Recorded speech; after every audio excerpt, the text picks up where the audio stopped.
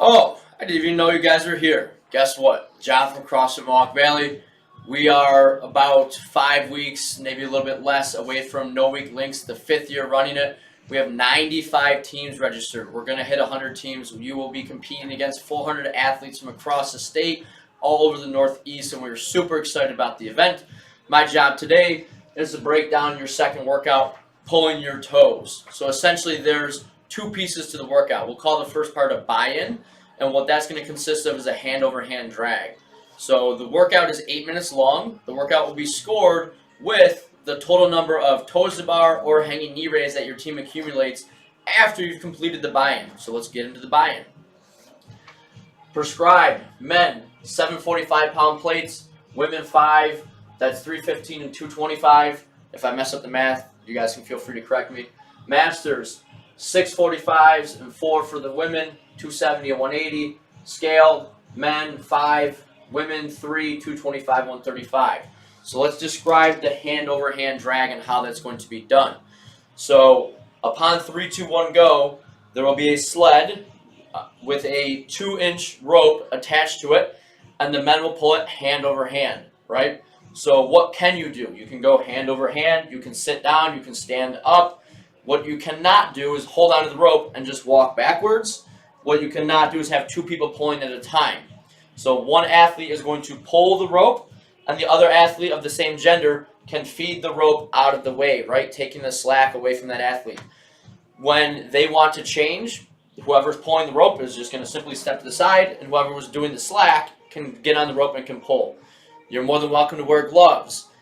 We test ran it at the heaviest weights, and we really didn't need the sandbags to brace our feet into, but they will be there if you guys decide that you want to use those. So again, 50 feet, hand over hand, changing out as often as you need to with the your other teammate of the same gender.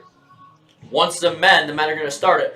Once the men get that sled to the 50-foot mark, the women then have two jobs. The first job is the women need to unload the extra weight that the men pulled, right? So for each division, the weight goes down, or I'm sorry, for each gender, the weight goes down a little bit.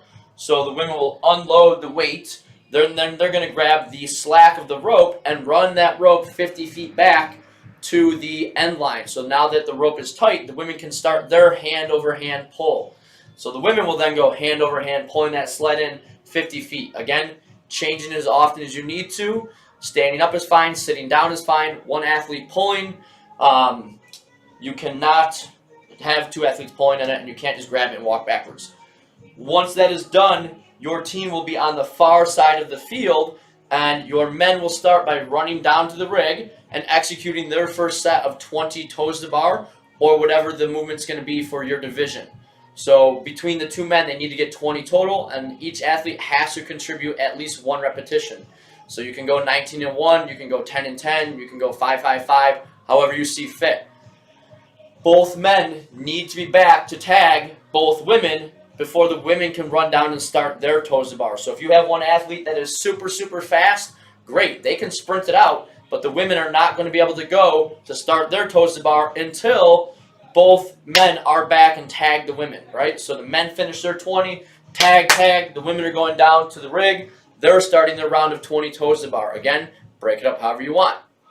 Once the women finish their round of 20, the women are running back. Both women have to be back to physically tag both men. Both men run down. They start their round of 30, right? So each round of the toes to bar is going to climb by 10.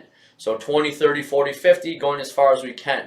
Your score for the workout will be your total number of repetitions for your toes to bar or your hanging knee raises based upon the division that you're in. Standards for the toes to bar are traditional CrossFit standards. Both feet have to strike the bar in between the hands at the same time. So the good old-fashioned 1-2 doesn't count. Just like the name implies, toes to bar, not toes near bar. So, man, that was really close. That's called a no rep. Hanging knee raises. Knees need to be higher than the hips. Feet need to come behind the plane, right? Need to come back behind you.